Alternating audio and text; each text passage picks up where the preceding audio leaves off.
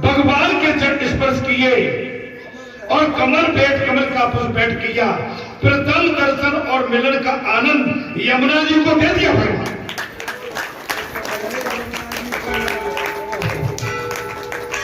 प्रथम दर्शन एवं मिलन का भाव दर्शन दे दिया यमुना जी को। किसने?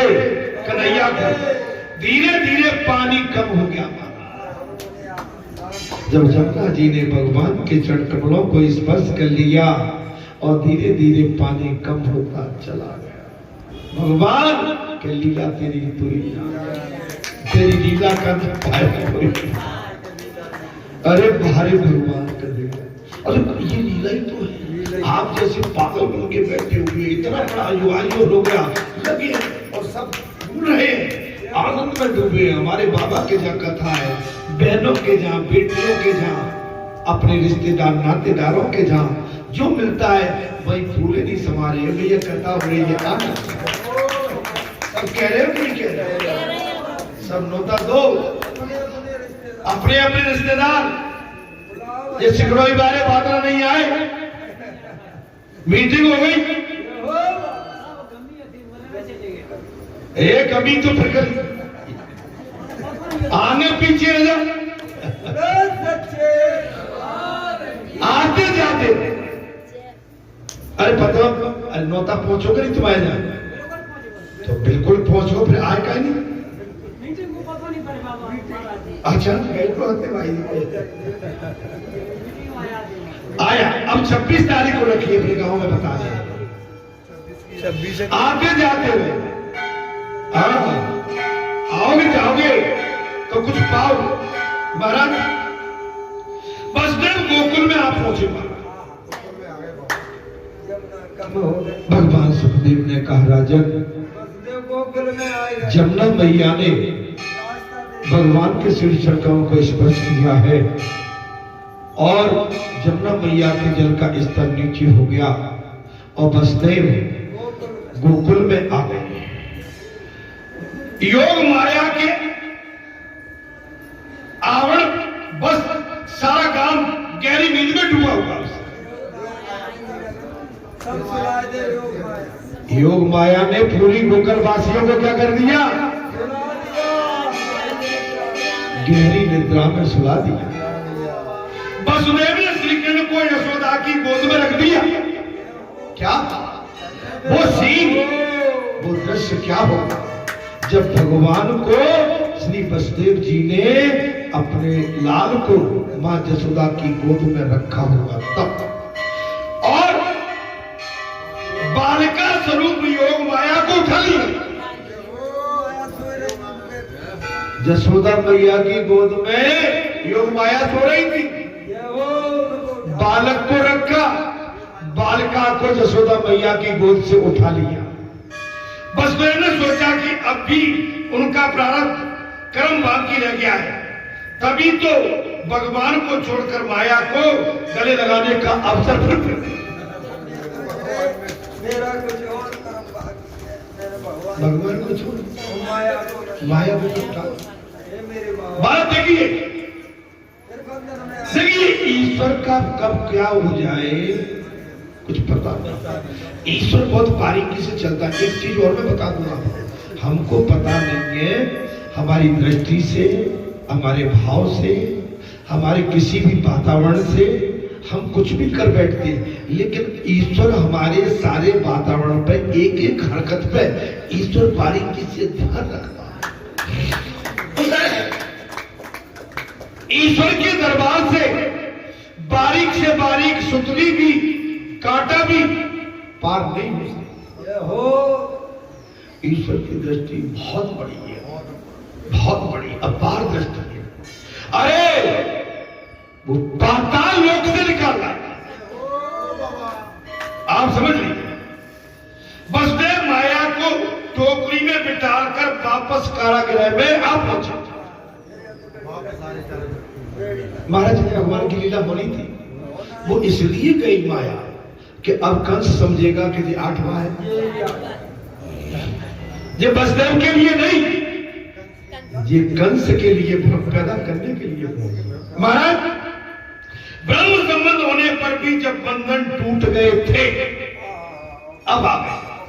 माया के संबंध से फिर अब कथा में आ गया, भगवान सुखदेव ने कहा राजन, माया बड़ी ठगनी होती है, माया बड़ी ठगनी होती है, पता नहीं कहां चोट लगा दे और जीव ठगा जाता है।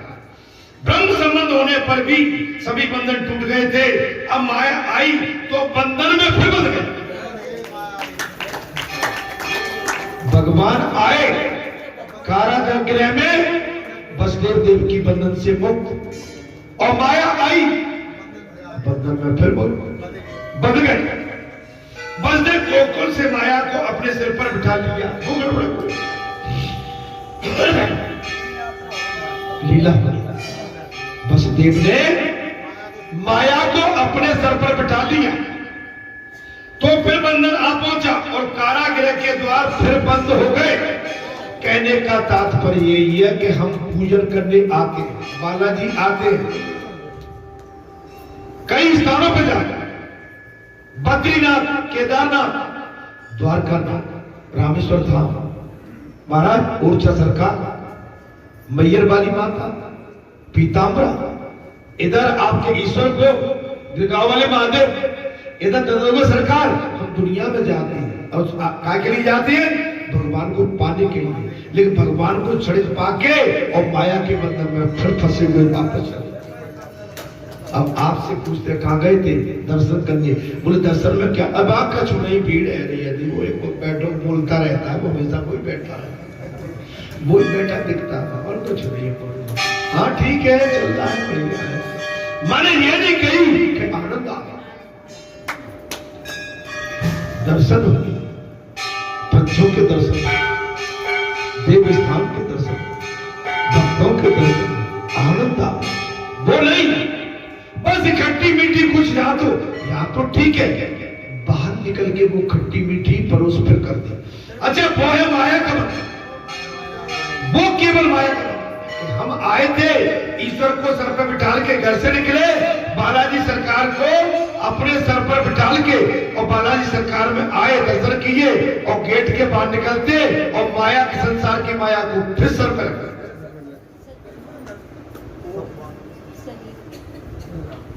अपने के जे काम होना है, बोले कह तो दिए, अपने के जिनसे कहिए वो नहीं होगा।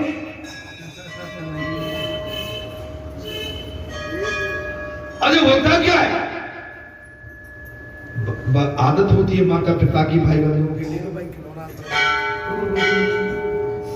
लेकिन बालक तो समझ रहा है कि तुम क्यों हमको इस समय कर, तुमको कोई काम करना हो। माता को जब बच्चा रोता है तो माता तमाम उपचार करती है, अपने स्तन से लगाएगी, दूध पिलाएगी, खिलौना लाएगी, ये करेगी, कुछ करेगी, और बच्चा समझ रहा है कि अभी माता कुछ संसारी काम में जाने वाली है, इसलिए मेरे पीछे लगी। सब समझदार है, ऐसा ना समझ इस संसार में कोई नहीं है। महाराज आप माया को अपने सर पर बिठा लोगे तो माया तुम्हें फिर फंसा लेगी चक्कर में। माया बंधन करता है। माया क्या है? माया बंधन करता है। बोले भैया माया से बच के लो, माया बंधन करता है। आप उस दिन कितने अच्छे लग रहे थे, आज हमारी लैब खुल रही है, पूरा घर प्रसन्न था। अरे ये प्रसन्नता हमेशा दिखे तब आनंद आता है। अरे लैब एक क्या, इससे बड़ा लैब कहां रखा, इससे बड़ा चांद और इससे बड़ा सूर्य और इससे बड़ा अग्नि और इससे बड़ा धर्म का बरगद जीव कहीं नहीं मिलेगा। संसार तो मिल जाएगा, लेकिन भगवान को पाओगे तब मिलेगा। महाराज माया बंधन करता है। माया कैसी है? बंधन। भगवान की आज्ञा के कारण ही तो वसुदेव ने बंधन को स्वीकार कर लिया। अब बात फिर देखो, कथावाचक ने घुमा दी। बोले क्या कहा है? बोले वसुदेव ने वैसे नहीं, भगवान ने कहा था कि इस माया को तुम अपने सर पे लेके ले जाओ, उठा लो। अब कारागृह में देवकी की गोद से सोई हुई योग माया रोने लगी। अब लीला हुई, माया आ गई, भगवान पहुंच गए, कारागृह के ताले टूट गए, जमुना पार हो गए, यशोदा मैया की गोदी में कन्हैया को छोड़ आए और माया को उठा लाए और माया आ गई और माया आके महाराज देवकी की गोद में रखी और गोद में रखी माया रोने लगी। सेवक ने शीघ्र कंस को समाचार दे दिया, महाराज बोले संतान का 8वीं संतान का जन्म हो गया। सेवादार जागे और तत्काल कंस को समाचार दे दिया कि महाराज 8वीं संतान। कंस दौड़ता हुआ आ गया। कथा रोचक है बहुत। कंस तो कह रहा मेरा काल आ गया। कंस को नींद नहीं आती थी, जैसे रावण को नींद नहीं आती थी, ठीक उसी प्रकार से नींद नहीं आती, मेरा काल आ गया। कहां है मेरा काल? कंस क्या कहता है? भगवान सुखदेव कह रहे राजन, कंस चिल्लाने लगा और कहने लगा फड़फड़ा के, बोले मेरा काल कहां है, मुझे सौंप दो। कंस कहने लगा मेरे काल को मुझे सौंप दो। कंस योग माया के पांव पकड़ उसे महाराज पत्थर पर पीटने लगा। कंस जो है योग माया के पांव पकड़ के पत्थर पर पीटने लगा, किंतु माया कहीं कभी किसी के हाथ में आई।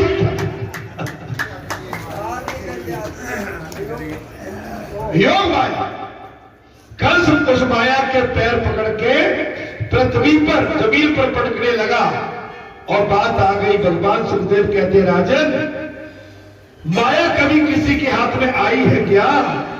आदि माया ने तो कंस के ही सर पर एक लात मार दी।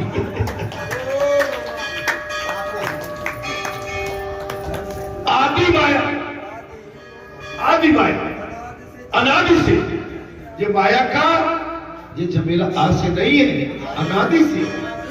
महाराज माया ने कंस के सर पर एक लात मार दी, हाथों से छूट गई, आकाशवाणी हो गई। कंस के ही सर पर एक लात जमा दी और हाथों से छूट गई, आकाशवाणी हो गई। आकाश में उन्होंने अष्टभुजा जगदम्बा मां काली का रूप धारण कर लिया।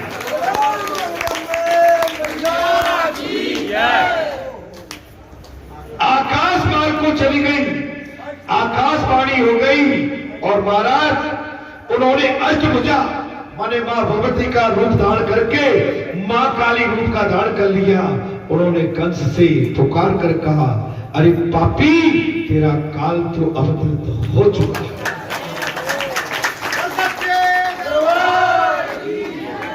अरे पापी, तुझको मारने वाला अवतार ले चुका है। एक चीज बता दे, हमारी मौत कब कैसे कहां होना है सभी की, ये पहले से नियति, पहले से निर्धारित हो चुकी है। काल जिस दिन से हम माता के गर्भ से बाहर निकले हैं, काल हमारे पीछे लगा हुआ है। वो स्थान भी तय है, वो समय भी तय है और वो चक्र भी तय है कि किसकी मौत किस समय कहां, निर्धारित है, पूर्व निर्धारित है। रावण ने ब्रह्मा जी से कहा, ब्रह्मा जी रावण को ज्ञान देने के लिए आते थे, ब्रह्मा जी नित्य रावण को ज्ञान देने के लिए आते थे। अनायास एक दिन रावण ने कहा, ब्रह्मा जी विधि का विस्तार किसने किया? हमने। और इस जीव का? बोले हमने। सृष्टि का? बोले हमने। तो ब्रह्मा जी ये बताओ, मेरी मौत किसके द्वारा है? ब्रह्मा जी ने कहा, राजन, जिस दिन तुम्हारा जन्म हुआ था, मृत्यु तुम्हारी उस दिन तय हो चुकी है। आप एक काम करो, संसार तो आना जाना है, आप आज किस विषय पर ज्ञान प्राप्त करना चाहते हो? ब्रह्मा जी रावण को ज्ञान देने के लिए लंका में उसके महल में पहुंचते थे, लेकिन रावण हर धर्मी अहंकार में, ब्रह्मा जी मेरी मौत किसके द्वारा तय है बताओ। हालांकि ब्रह्मा जी ने कहा, राजन, जिस दिन आपका जन्म हुआ था, आपकी मौत उस दिन तय हो चुकी है। आप तो केवल कोई ज्ञान मुझसे चाहते हो, किस विषय पर? कृपया करके आप अपनी बात रखें और आपके प्रश्न का उत्तर मैं आपके सामने रखता हूं।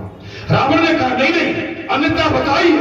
अन्यथा रावण की अन्यथा तो महंगी लगती। ब्रह्मा सोच गए जी तो भैया, हाँ अभी हमारे तरफ से कुछ भी कर बैठेगा। अगर सुनना ही चाहते हो राजन तो तुम्हारी बात राजा अयोध्या के राजा दशरथ होंगे, उनके गर्भ से, कौशल्या के गर्भ से राम नाम का एक महाराज बालक पैदा होगा और वो तुम्हारी मौत का कारण बनेगा। ऐसा लेख में लिखा है। क्या कहा ब्रह्मा जी ने?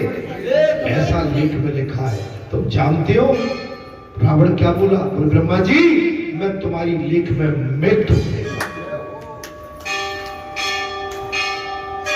ब्रह्मा जी ने फिर भी कहा राजन करके देख लेना, भैया भाई राम तो सिया हरण से पहले कौशल्य हरण किया।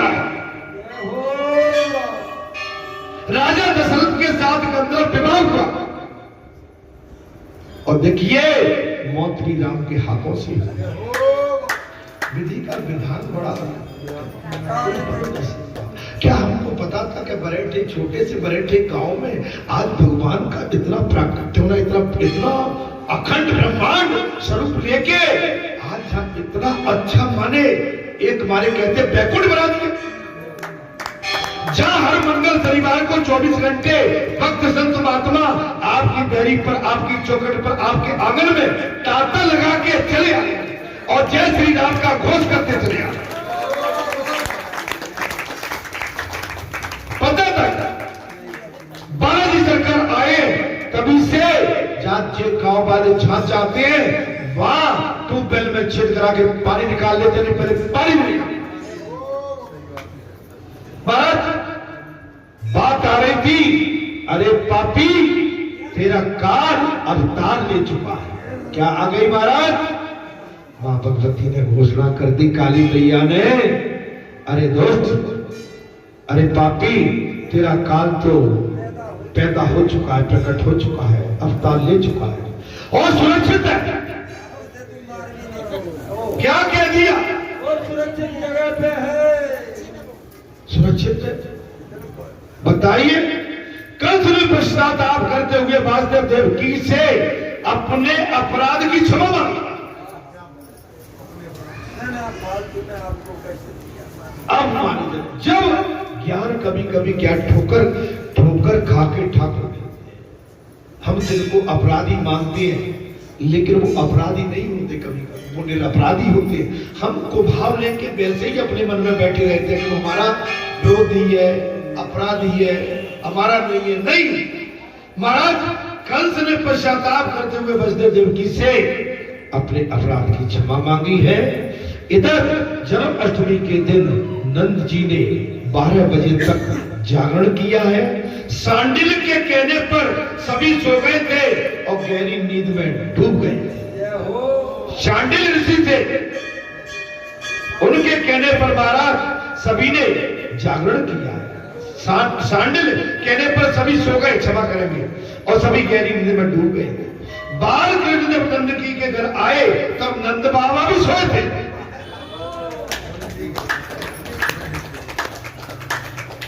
उस रात्रि में कौन जाग रहा था? कौन? 2 जाग रहे थे। कौन कौन? महाराज चंदा मामा, वसुदेव तो सो रहे, देव नंद बाबा सोए थे, वसुदेव जागे थे। क्षमा करें बेटी, ठीक है तुम्हारा। यस, वसुदेव, देवकी और चंदा मामा ठीक है, बहुत ही बढ़िया। नंद बाबा ने स्वप्न में देखा कि कई बड़े बड़े ऋषि मुनि उनके आंगन में पधारे। सपना भी आ गया। 2 दिन पहले बाबा ने सपना कहा कि नहीं कहा? सपना शब्द मिला। आप समझिए, लकीर दोनों की बराबर चल रही। यशोदा जी ने श्रृंगार किया है और गोद में एक सुंदर बालक खेल रहा है। उस बालक को मैं निहार रहा हूं। और शिव जी उस बालक का दर्शन करने के लिए बुला रहे। कौन? नंद बाबा रात्रि में सपना देख रहे। जसोदा ने श्रृंगार किया। जसोदा की गोद में एक छोटा नन्हा बालक खेला और भगवान शंकर महाराज उस बालक को ले आ रहा हूं और शिव जी भी उस बालक के दर्शन करने के लिए आ गए हैं। देखिए वो नंद बाबा है, लेकिन हम भी आपसे 2-3 बातें कह रहे हैं। हमने सपने की बात कही पंचमुखी, उसके बाद भगवान शंकर भी दिखे, उसके बाद महाराज श्री हरि के भी दर्शन हो गए। मैं उस बात को इसलिए नहीं कि आपको थोड़ा सा अटूट अजीब से लगेगा, ये परसों की बात और आज में कथा जो सगुन जान की हो सगुन अच्छे हो रहे तुम्हारे लेकिन पंचो सगुन कथा सुन भागवती कथा। शिव जी उस बालक के दर्शन करने आए। नंद बाबा प्रातः काल जागृत होने पर मन में कई संकल्प विकल्प लेके बैठे। आप जी सपने की तो बात सभी सुनाते, दादी सुनाते कि नहीं सुनाते? संकल्प विकल्प करते हुए महाराज गौशाला में पहुंच गए। कहां पहुंच गए? मैं स्वयं गौओं की सेवा, वे स्वयं गौ सेवा करते थे। गायों की जो प्रेम से सेवा करता है उसका वंश कभी नष्ट नहीं होता। गौ जो गौ की सेवा करते हैं उसका वंश कभी नष्ट नहीं होता। आजकल आपने गौओं को अपने घर से खदेड़ दिया। अच्छा, किसान भाइयों पर गौ बहुत माने भारी पड़ रही है, मेरी समझ में नहीं आ रहा। हम काला धन काली भैंसे, अरे भाई काली भैंस एक ले लो, गौ भी एक ले लो। किसान के लिए कोई बड़ी बात नहीं है, किसान के पास खेत खलिहान जगह सब है। जैसे आप भैंस की सेवा करते हो, भैंस की सेवा से दुगनी सेवा गौ की करोगे तो चौगनी सेवा आपकी भगवान स्वीकार कर ले।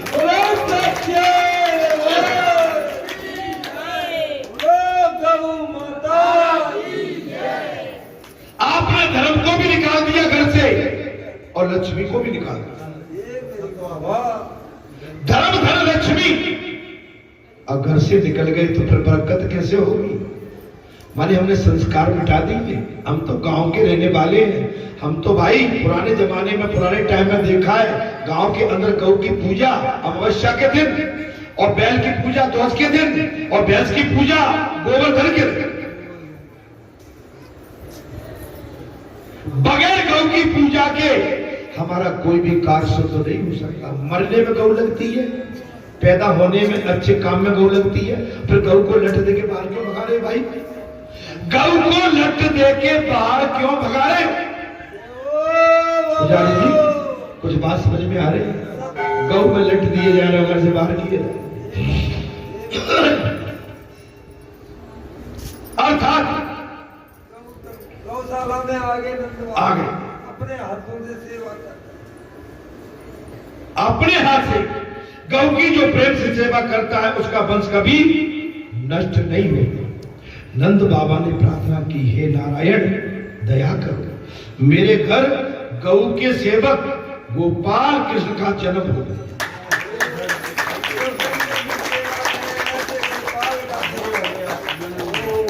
नंद बाबा गौओं से कह रहे हैं, बोले गौ माताओं मेरी सेवा स्वीकार कीजिए और आप एक काम करिए, मेरे घर में सेवक आपका सेवा के लिए गोपाल कृष्ण का जन्म। उसी समय बाल कृष्ण ने लीला की, उसी समय भगवान श्री कृष्ण ने बाल रूप की लीला की। पीला चोला पहने हुए, क्या पहने? भगवान पीला चोला। अच्छा, जो मूर्ति कौन लेके आया? मुकुट बहुत सुंदर है और भगवान का जो भी लेके आया है, मैं कहता हूं उसको कोटि कोटि आशीर्वाद। कृष्ण प्रेम। जय हो। और जो फल बेदाग लेके आते हैं, बेदाग फल, ये होता है फलदार। जय हो। जो अन्न बगैर गुना हुआ अन्नदान होता है। पैसा बगैर फटा हुआ गंदा नहीं। ऐसे बोले हो गए मीठे पर भगवान पे चढ़ा देंगे, नहीं नहीं, आपने कुभाव वही पैदा कर लिया, अगर फटा वटा गला वला नहीं चला भगवान की पेटी में डाले आगे, आपने खोटा दान किया। ये बाबा छना हुआ चमकता हुआ, अगर भगवान को दान करोगे तो आपके जीवन भी चमकता है। भगवान को अगर दान करना है गड्डियां क्षमा करना, हमारी माताएं नए नए नोट अपने पर्स में रखती है दबा के, ये हो। ये मेरे नया नोट चढ़ाओगे। जब बाबा की ताली में यहाँ के नोटों को देख के लोग कहेंगे जी तो जी चमक। सच्चे दरबार। ऐसा कोई घर नहीं है जिस घर के अंदर नई गड्डी न हो, ये हो बाबा। नए नोट न हो, लेकिन नए नोट तो माता अपने चिपका के अलग रहे। अच्छा माताओं से पूछो, हाँ नकली का एक कथा में बात चली थी, कथा 7 दिन चली। माता एक बड़ी बूढ़ी थी गांव में, अपने आसपास के गांव में। बहू तुम कहाँ जाती हो? माँ बोले अम्मा मालूम नहीं है तुम्हें? कहाँ पर? बोले भागवत कथा चल रही है बेटा बालाजी धाम में। अच्छा बेटा एक बात बताओ, आखिरी कथा कब है? आखिरी कथा है 4 तारीख को। अच्छा 4 को है, मैं ऐसे ही उदाहरण दे रहा हूँ, 4 मत मान लेना, 5 को। अच्छा अच्छा बाबू एक काम करना, जब 5 को जाओ ना तो मुझे अपने संग ले लेना। अब दादी ने क्या किया, पूरी गुल्लक तोड़ी और गुल्लक में से जो गंदा था बिल्कुल महाराज, जिसमें टाका लग गया, पैसे में लग गया, बिल्कुल कहते हैं जंग खा गया, वो निकला। अब बोले ये ठीक है। अब आके महाराज बैठे रहे, क्या चढ़ना पड़ा। कथा सुनी और दादी एक बार नोटे पकड़े, सिक्का को रखे रहे मुट्ठी। अब वो पसीना दे गया, पसीन गया, गर्मी का टाइम का पसीना हो गया। सब दान करने लगे, चढ़ाने लगे, और दादी ने कहा कि पसीना से ये रो रहा है ना, आंसू निकल गए। अच्छा तू रोता है, तू रो रहा है, अच्छा ठीक है रोता है, तो दादी उसको लेके फिर वापस चली।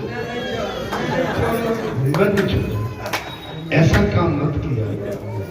हाँ भगवान के लिए अगर वस्त्र भी चढ़ाना है, सदा सुहाना दान करना है, बेदाग का करिए, भाव रखना है, बेदाग का रखिए। देखो भगवान कितने गदगद हो जाते हैं भगवान के लिए। नहीं ऐसा नहीं, अगर अपने अनजाने में जो पकड़ में आ गया वो बात अलग है, लेकिन जानबूझ के नहीं कहा बोले बालाजी पे चढ़ा देना, वो नहीं, आप नहीं करते, लेकिन मैं तो बहुत करता हूँ। मैं तो अपने लिए कह रहा हूँ, मैं किसी के लिए नहीं कह रहा हूँ। आप तो सबसे ही लाते हो, नए नए नोट डरे। मैं तो एक अपना विचार देख रहा हूं भाई, मैं अपनी कमजोरी बता रहा हूं। मैं भी पुराना नोट साड़ के चढ़ाता, ठीक है? आपको खुश, बाकी सब बढ़िया। बोलो सच्चे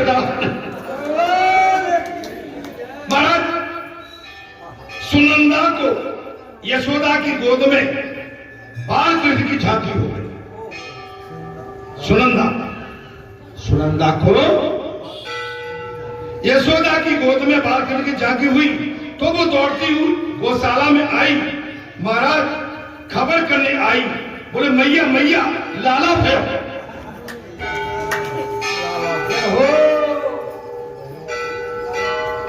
मैया मैया सुनंदा कौन थी? कौन थी? नंद बाबा की, ठीक है? नंद बाबा। सुनंदा कौन थी? नंद बाबा की जी महाराज।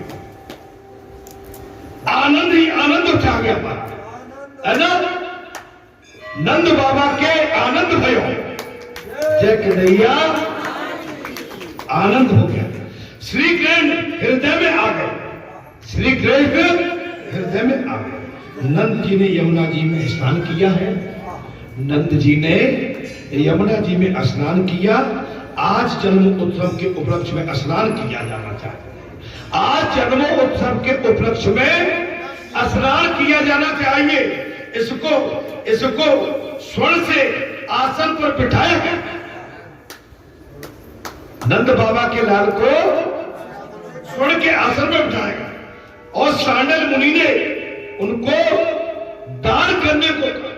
नंद बाबा को सांडल मुनि जो थे ऋषि उनको दान करने के लिए कहा। नंद जी ने कहा जो चाहो सुन ले। नंद बाबा ने क्या कहा सुन लो,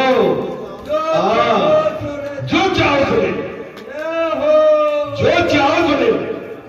हाँ, ये दूध वाले जहाँ दूध दे जाते हैं ना, नहीं मामा दूध में पानी मत मिलाया करो। हाँ, ये पानी दूध में भी भारी पड़ता है। हाँ, भगवान को तो छोड़ दो मेरे भाई, अरे भगवान को तो छोड़ो, यूरिया में मत, भगवान को तो छोड़ दो, भगवान को नहीं छोड़ो महाराज। अब क्या होगा? नंद जी ने कहा जो चाहो सो मांग सकते हो। नंद बाबा ने बड़ी उदारता से दान दे दिया। दान से धन की शुद्धि होती है।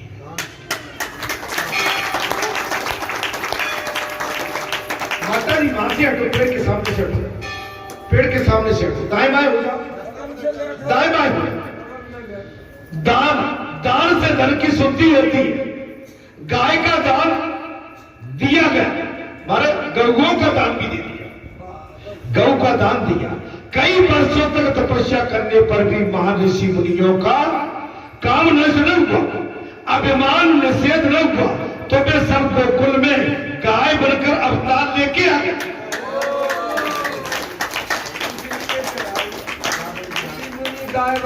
ऋषि मुनि गौ बन गया, तपस्या की, एक अभिमान था।